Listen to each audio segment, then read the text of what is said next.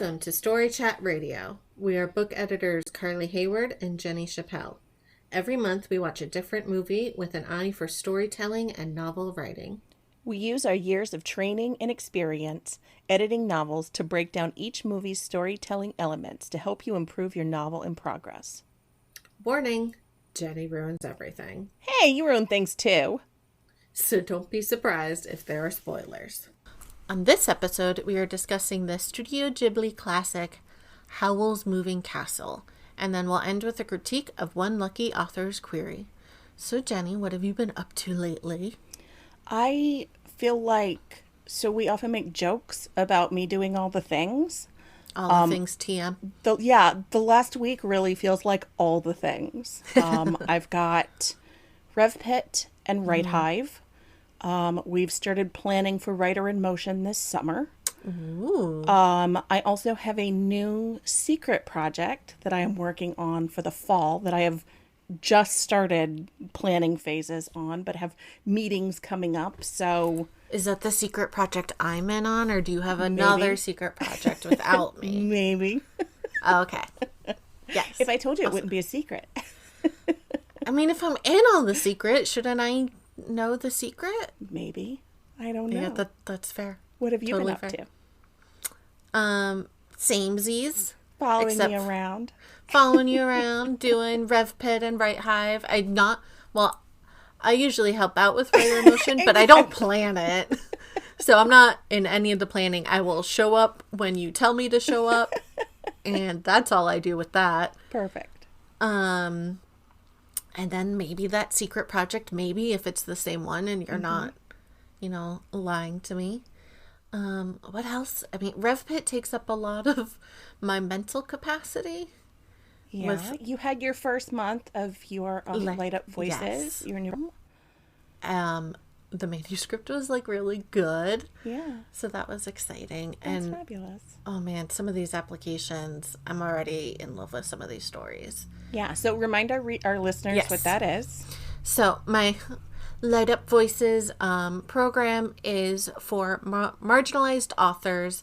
I'm giving away a free 50-page critique of your story, and we will discuss next steps and have a coaching call, and I will pick a winner once a month, and your application doesn't expire for a year, so you can submit and maybe you'll hear from me in December. You never know. That sounds great. Yeah, it's really fun. Good. All right. Well, you ready to get this podcast started? No. Too bad. Here come the spoilers. Sophie is a young hat maker, and she lives a really lonely and seemingly kind of boring life. On her way to visit her sister Letty, she encounters a wizard named Howl with a reputation for eating the hearts of young, beautiful girls. I wasn't sure here if that was metaphorical or literal at that point. When she returns home, she meets the Witch of the Waste, who transforms her into a 90-year-old woman, seemingly because the witch is obsessed with Howl and upset at his attention to Sophie. It's not super clear at that point. Yeah. Sophie obviously wants to break the curse.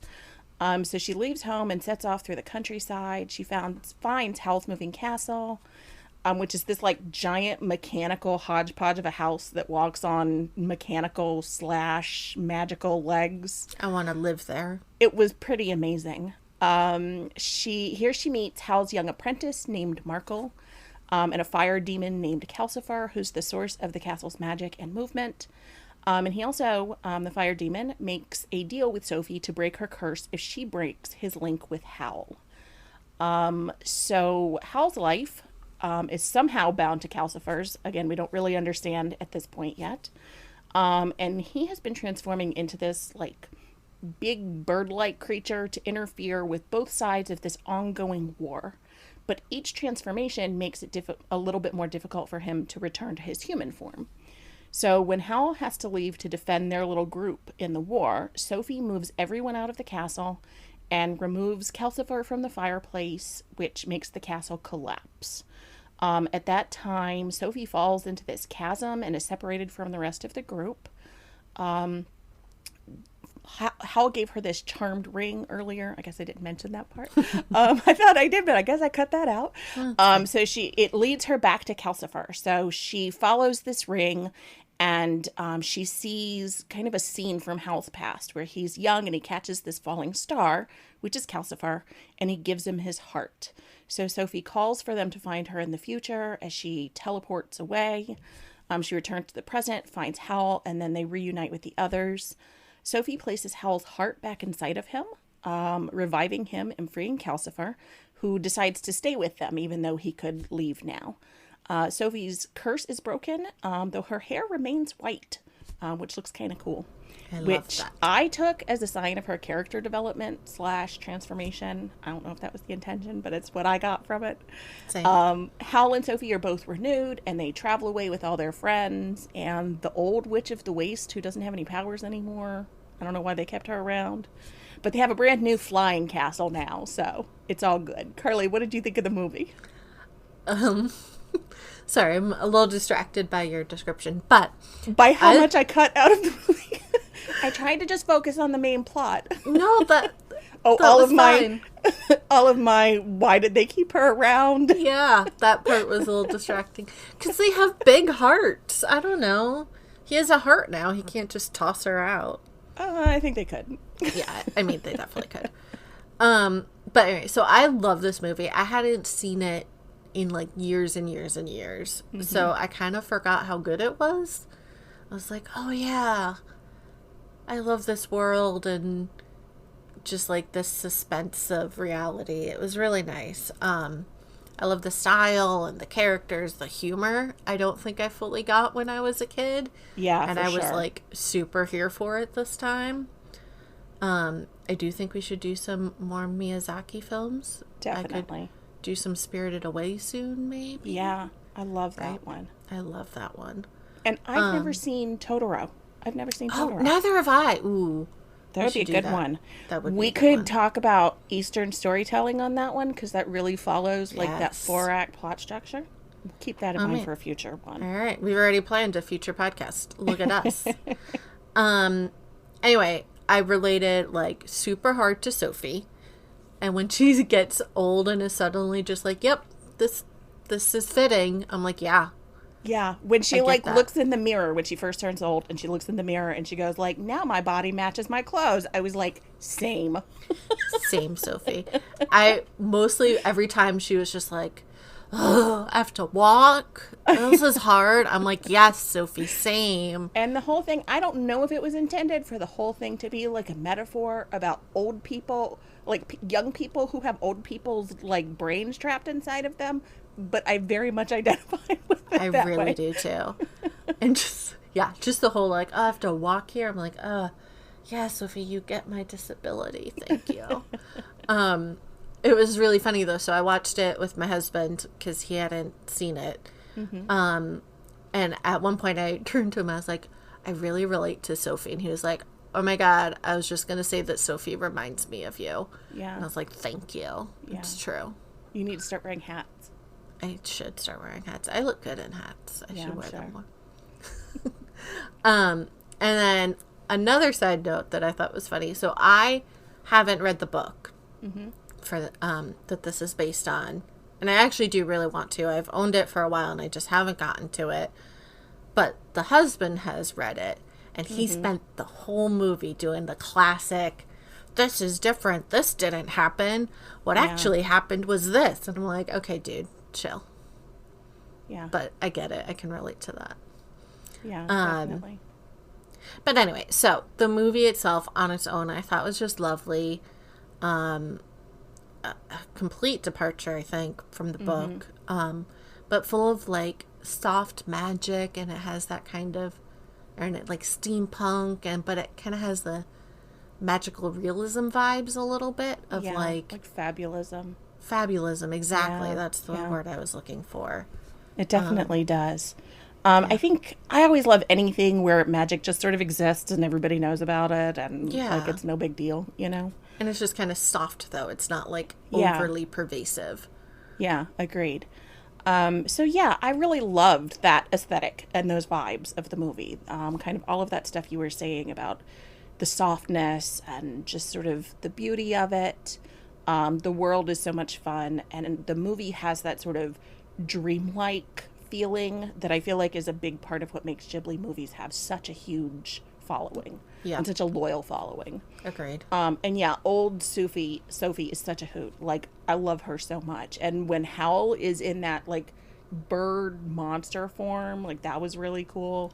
So when I was watching it and I was like, oh my God, I relate to Sophie, I was like, oh no, Jenny and I are going to argue about who is more like Sophie.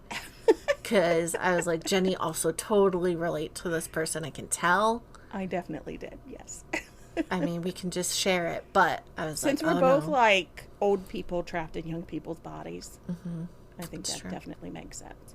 Yeah. I do have to say, I struggled a little bit with like the portrayal of like Sophie saying like, you know, when you're old, nothing matters to you anymore. Or you don't have anything left to lose. And also the same with the Witch of the Waste being so fat. I was like, we get it. She's fat. It was a lot. There, You know, it was a which I lot know, of over you know, exaggeration. So it's It kind was part of the thing. Definitely. But it struck me a little bit as like I think it would be difficult for a movie to get away with that now. And this movie's not like super, super old, but I think it would be hard for a movie to do that now. Yeah, it's has some tropey stereotypes that Yeah. aren't And great. I had some other problems with the movie overall. I do have a tendency to be very critical of like plot and characterization in movies. Like, it's hard for me to turn off that editor. So I felt like some of the choices they made, the thing you were saying about your husband, some of the choices they made when they made the adaptation. I know we don't talk about like the book and the movie, like that's one of our rules on the podcast, is we don't really talk about the differences there, But you're and gonna we don't break it. analyze the book. I'm not really going to break it. All I want to say is that I felt like the choices that they made when they wrote this adaptation left out some things that would have helped me understand the details of the story better. Yeah. Like, all of the part with the war and a lot of that I felt like was not really explained very well, and there were just some details that I felt like if they had been explained better, it would have left me not going like, what is going on, quite as much as I was. I feel like war is war, and I was fine with it. I was Yeah. just like, yeah, there's a war. Cool. Yeah. So But I hadn't read the book either, so I Googled to see like if I could figure out what I had missed in some of those details. And it really just, so I read a lot about like what the differences are, but it also made me wonder like, how did I miss this book when I was a kid? Because it came out like in the mid 80s. So I would have been reading it like toward the end of the 80s. So like it's totally my kind of book from I mean, now too, but when I was a kid as well. So I hate that I missed it, but it's definitely on my TBR now. So also, and as fun as Howl is as a character, I really struggled with him as a love interest.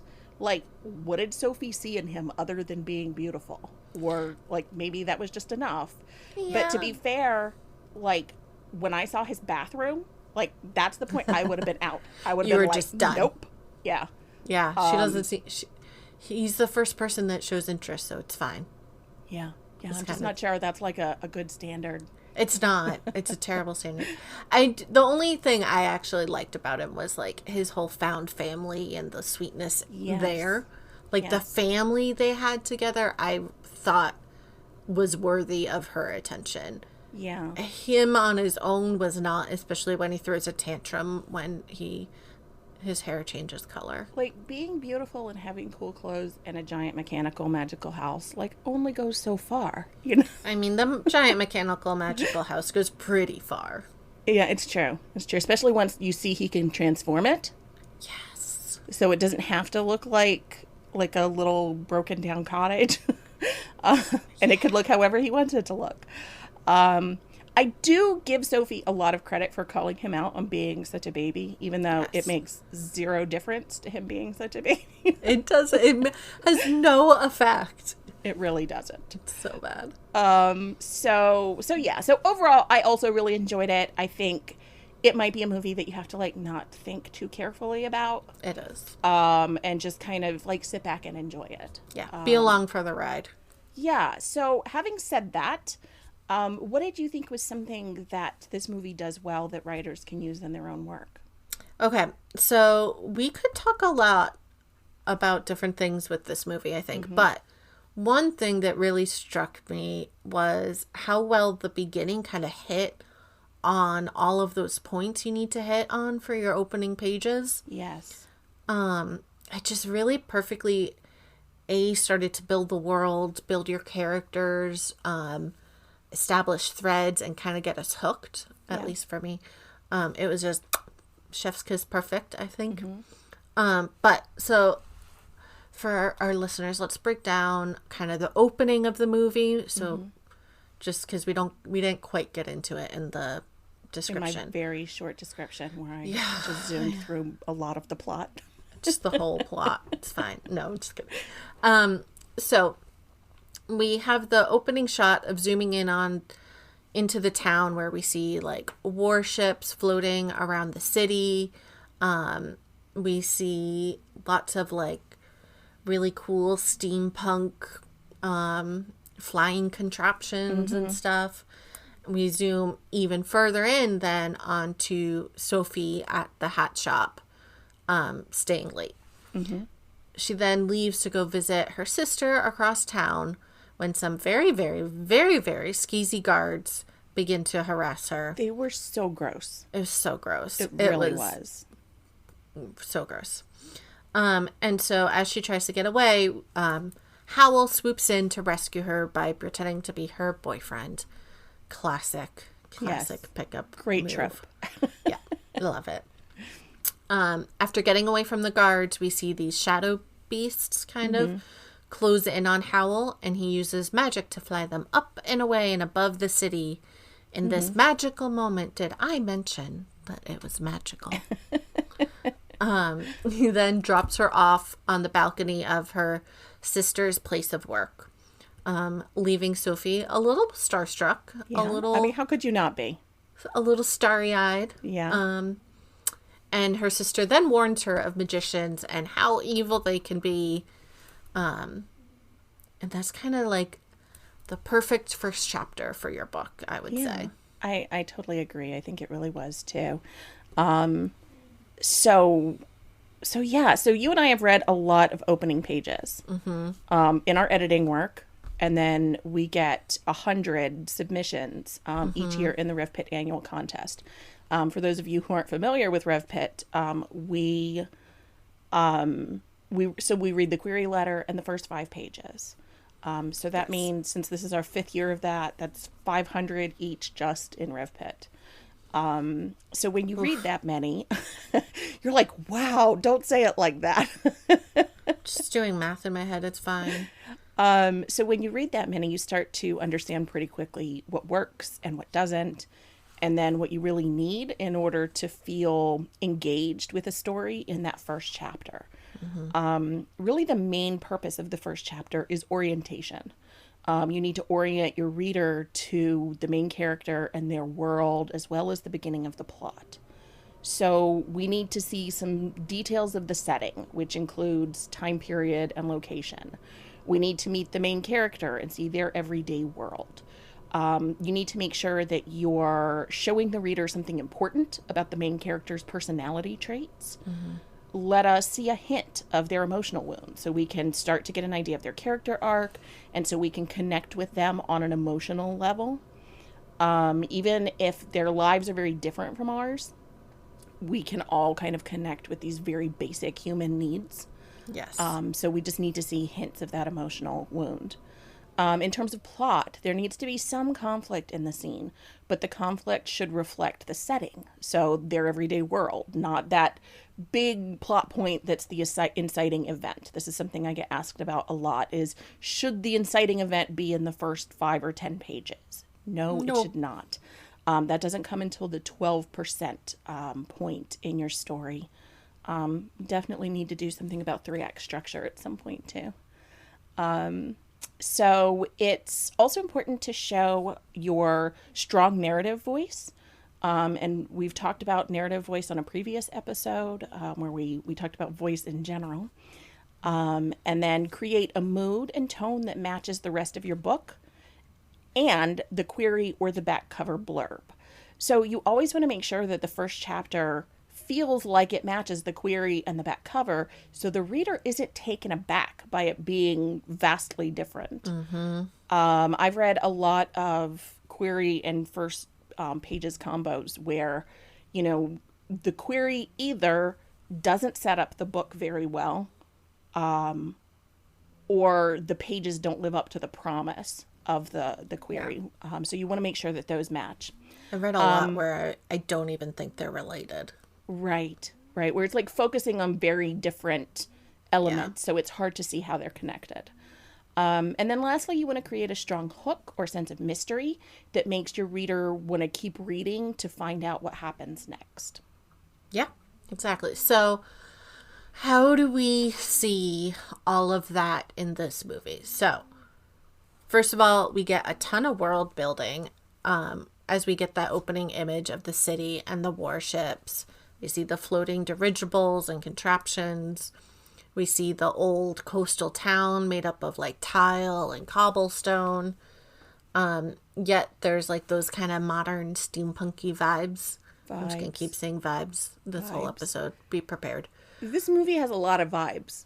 I know, we could have talked about vibes. We could have, like, but mood. I don't know if vibes is like an official element of storytelling. How about mood? We could have. Yeah. We could have. Atmosphere. We see Howl's castle kind of stomping through fields, each room kind of looking like it's glued on. Mm-hmm. So all of these things set up the world. We know what kind of place it is, that war is brewing, all in your first images.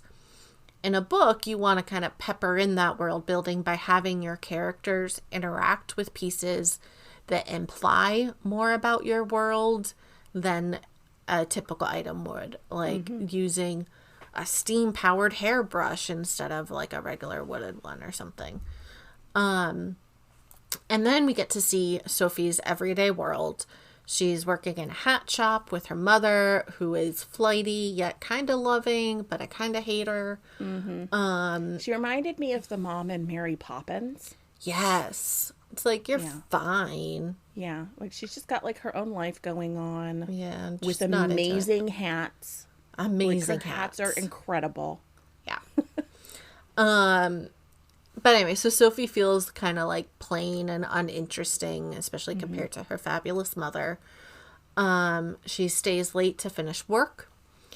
And then in that moment, we're kind of beginning to learn about her emotional wound, which is she's lonely and isolated from the colorful world that's around her. She's just stuck in her shop. She then travels to see her sister, and we see that family connections are important to her. It's kind of what drives her and motivates her to be loved and to give love. So we're starting to establish more and more of Sophie. Right. And then we get the hook when she's harassed by the guards and Howl swoops in.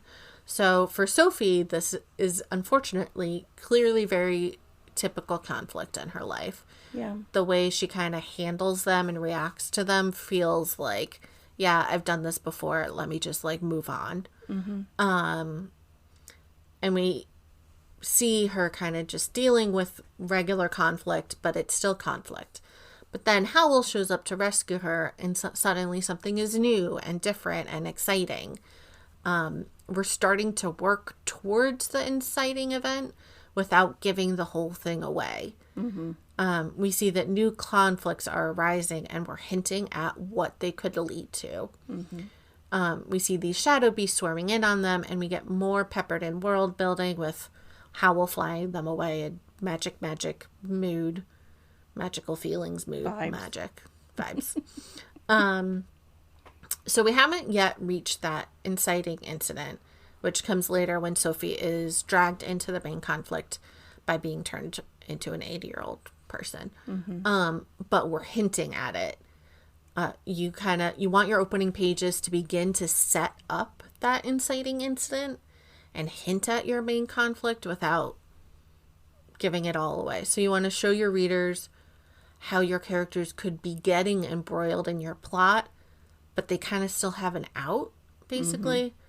It's possible that this moment is fleeting, Sophie could just go hang out with her sister, and that's the end of it. Yeah, just this one weird thing that happens in her day. Yeah, it's just like a little bit of excitement in her We've life. all had those days. You Yeah. know, you go And they out, never you get turn into harassed something. by some guards, Fly some away. dude comes by, and flies away with you, and then you just go hang out with your sister and have a normal day. Yeah, never hear from him again. Yeah, Yeah, definitely. I know. Relatable. But then we have the sister setting up more conflict by warning Sophie away from the evil Howl. I mean, it's a little more complicated than that. But, so we know now when she interacts with him later that he has this fearsome reputation. So all of these pieces are kind of working together to set that solid foundation for your story and let us relate more and more to your main character and their emotional wound. And is hooking us with some conflict and hinting at future conflict without giving your whole story away, basically. Yeah, so some of the stuff you said there makes me think that, like, one cool thing about movies, using movies to study storytelling, is that you can sometimes see patterns in a movie that are present in books, but they're harder to see in books because of how long it takes to read that versus watching a movie. Yep. So, like, in this movie, one thing that really struck me was how the opening scenes tell us something about the rest of the story. So, like, some of the things you were just saying, like, it's not just about the orientation, but we also get those hints of foreshadowing. So, like, we see Sophie's family is isolated from each other, that she feels really lonely. We also get this sense that there are some real changes that need to happen in the world. Like, did I mention that I wasn't sure if Howl was actually eating girls' hearts or not? There are the elements of the war. It could be, right?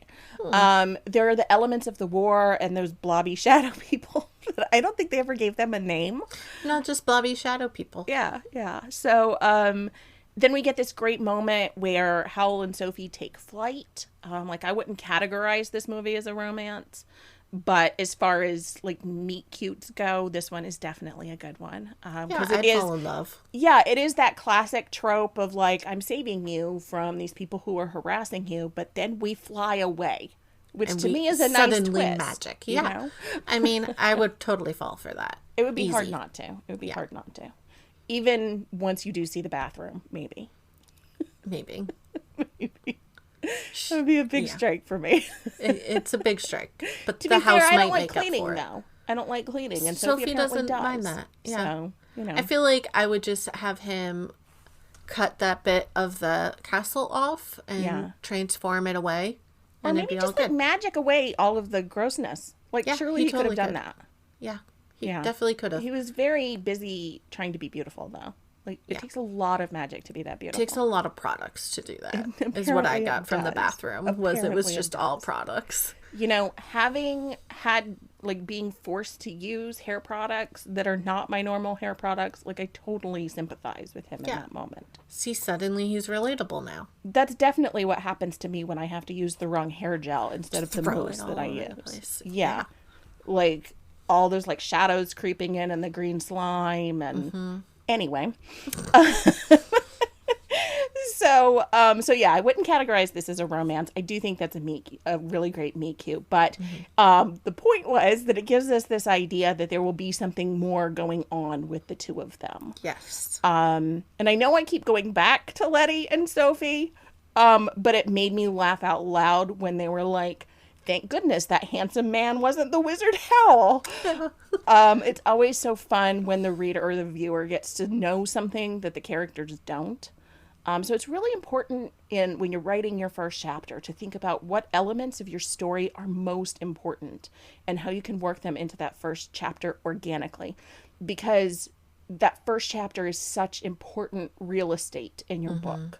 You can't possibly get everything in, so you have to be very thoughtful about what you do put in. Yeah, I couldn't agree more.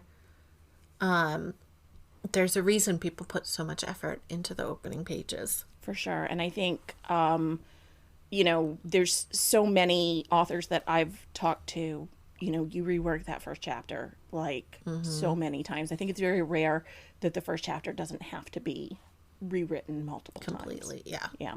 Agreed. So what this movie also did really well was the ending. and how well it mirrored the opening. So we're still talking about openings, don't worry. So in the end, we see the castle kind of stomping, flying around the meadows, slightly different. We see the countries in a more peaceful state. But most importantly, we see Sophie living her day-to-day with her newfound family, which is what she was really searching for the whole time. Yeah. A family that loves and supports her and thinks that she's something special. Yeah. So you want to bookend your book, for lack of a better analogy at this moment. So in the beginning of your story, you're showing your main character and the world and how both are lacking something somehow. Both need change to happen. By the end, you can mirror the beginning to show how your characters have grown, how your world has changed, all because of your plot. How has your plot enacted on these pieces and created something slightly different? So by using similar scenes like this movie does, you can really highlight what is different and draw attention to those changes by keeping a lot of other things similar. So you don't exactly need to mirror it, to be clear, but showing similarities will really kind of point to those differences more starkly. Plot and character arc are all about growth and change, even a negative growth or change. So you want to show at the end how everything is different, even if it's still mostly the same. Yeah. There should be at least like one thing that has changed that makes all the difference in the world to your characters. Yeah. Yeah, that's so true. And, it isn't an exact mirror. Like, It's not like we see, Sophie sitting at a desk doing something different in her new world, or that she's like making hats inside the moving castle now. But I think it's important to think about, what themes are you trying to accomplish here? How are you showing that emotional wound? All of those things.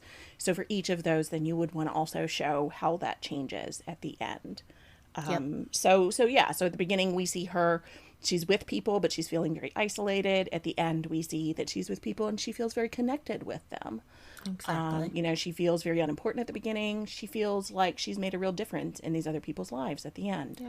And then also she's in this like very, this place that doesn't necessarily feel like her, her ideal place in the hat shop. And then she's in this magical flying castle at the end. Yeah. So. Who doesn't want to be in a magical flying castle? Right. That depends on the bathroom. He can magic you a separate one. It's fine.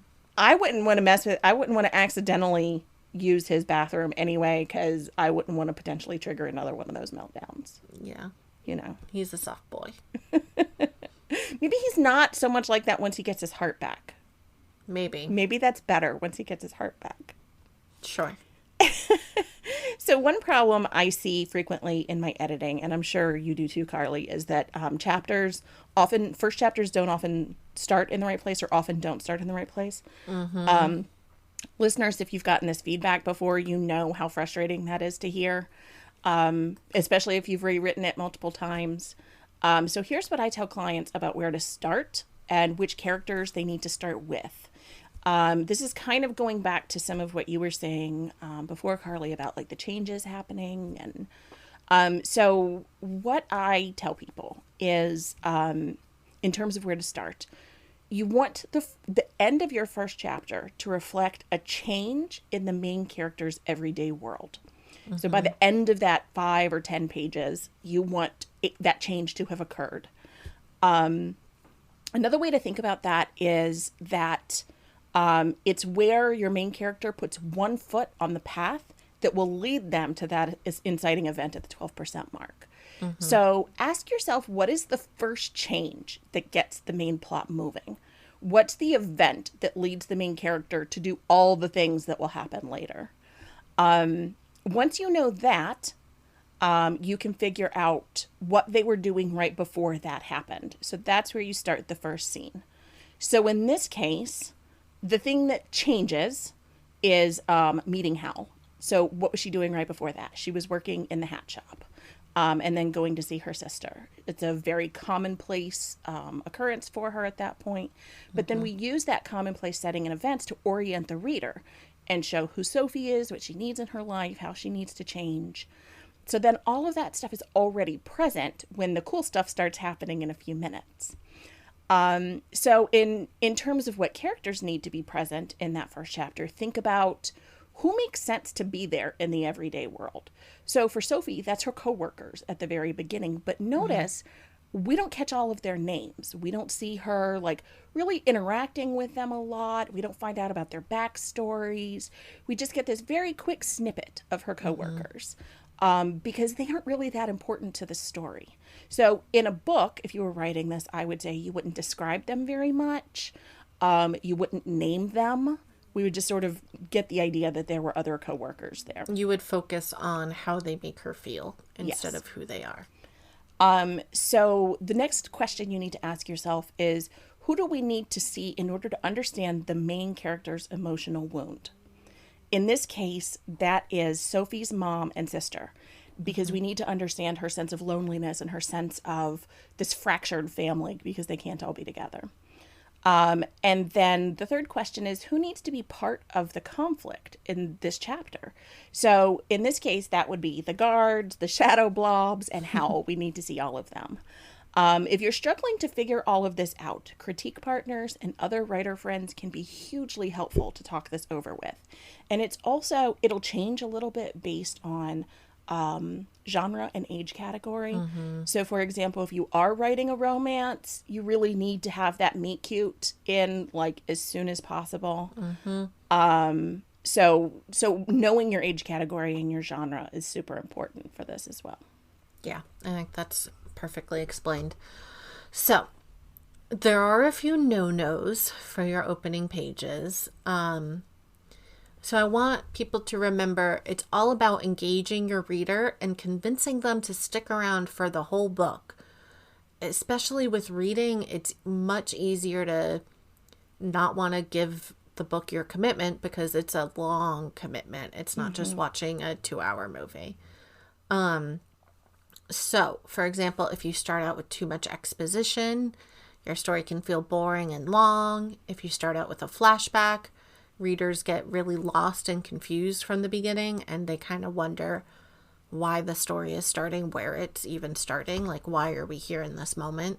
Yeah, and it can also lead then to having to like start over again. You know, Yes. you get oriented to the flashback, and then you have to start again and reorient to a new time. Exactly. If we're bogged down in description, it's going to feel kind of like when you have that family member that tells you a really long story with all those added details that just don't matter and will not come up again. And your readers are going to be like, why aren't we getting to the point? Why aren't we moving forward? I'm struggling not to laugh because I'm thinking of my family member who's like... Everyone has those. And if you don't, it means you're the family member. It might mean that, it's true. And if you start with your inciting incident, which we've kind of talked about here, readers aren't going to feel that connection to your main characters. They're not going to have an attachment to what is happening to them and why they should care. Right. If it's full of backstory, it's just going to feel like reading a history book. If you start with cliches, it's going to feel overdone and like something that they've read before. So basically, there's all of these elements that are no-nos. You can use them in moderation. Like, we do get that classic meet cute that's a bit of a cliche, but then, there's the twist of flying away. But it's basically your first pages are all about balancing expectations and attachments and world building and conflict. So those elements will ground your reader while kind of still piquing their interest. But if you bog them down with too much of one thing or throw lots of miscellaneous cliches at them, it can really be a big turnoff. Anyway, I think we could go on and on about opening pages. We definitely like Jenny could. said, we've read hundreds, if not thousands. Yeah. I feel like we've probably read thousands of them with other contests and with our actual editing work, and then plus like reading for fun. Yeah.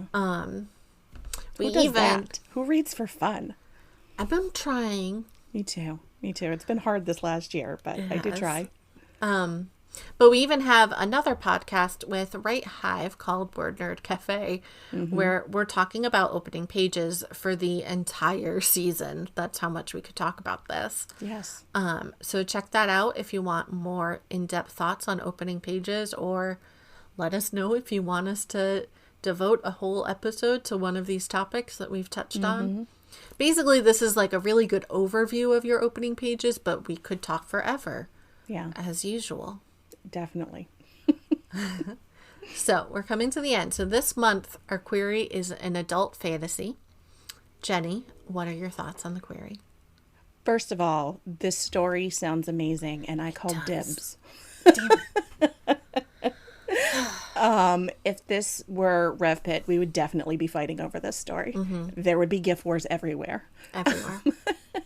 The query itself does a really good job of explaining the premise and the main character's involvement and the plot. So I think all of that feels really cohesive. It all comes together nicely. I really don't have a lot to critique here. The biggest thing to me is that the author gives us a lot of setup and world building information like right up front. We only get a quick mention of the main character's name before they launch into like warring nations and this backstory. And so I'm not sure they actually need to remove all of that information, but instead look to see where they can condense and then make sure we get to know the characters more, or the main character more, before they move into the backstory. Yeah, I couldn't agree more. I thought it sounded great, but I did get a little lost with all the different world building names. It was very name heavy, which isn't too bad, to be clear. I can easily get over it, but sometimes it can be more effective to show the types of groups at play instead of naming them, because you get a little distracted by names. I wasn't particularly sure what group the main character was part of. It seemed a little ephemeral to me, so I was like, where does I get how the main character is affecting the plot, but I don't get how they got involved in the first place. Yeah. So yeah, simplifying a little bit of that world building and focusing more on character, basically. So same. Yeah. So about the names, I'd just like to mention that essentially when you're reading a query, you're having to try to hold all of these parts of the story in your head and make the connections between them. So if you just tell us, like, there's this rebel group, then we know rebel group. That's not something we have to, like, try to remember. But if you tell us the name, then we have to hold that association between the name and the group in our heads. Exactly. So wherever you can, instead of giving us names, just give us a quick explanation of what the thing is. So that goes for setting, like, locations. It goes for specific characters. So really anytime you can use like just the description of what it is, the word that describes it, as opposed to the actual formal name, do that, because it just makes it a little easier to hold all of these pieces in your head. Especially when it's like, typically it's like warring nations, and then it names 3 different fantasy countries. Yeah. And one character is associated with this country, and it can be difficult to follow and connect it all instead of just 3 warring nations. Yeah, so I think with every query, it's important to just think, what does the reader really need to know in order to understand what's happening? Because the more pieces you put in there, the harder it is to hold them all together as you sort of try to put it all together with the plot. Exactly. All right, so next month we are taking a break since we will be embroiled in RevPit. But we're very excited that we have a Story Chat Radio panel at the free writing conference Right Hive. So check it out at righthivecon.org. And then when we return, I'm very excited about this, we will be watching the classic Space Jam. I have never seen Space Jam. Oh, man. I've never seen it. Jenny. It just escaped me somehow. It's because I hated sports. And I don't love sports now. But when I was a kid, I was like, sports movie, I'm out. So I'm excited to see it. It's so good. At the time, we will also be having another query or blurb critique. So if you want your query featured on the podcast, you can find that out how to do that on our website or Twitter page. You can find our podcast on our website, storychatradio.com, or you can follow us on Spotify, Apple Podcasts, Google Play Music, or many other streaming services. While you're there, please leave us a rating. You can also follow us on Twitter and Instagram at StoryChatRadio. Thanks for joining in our nonsense.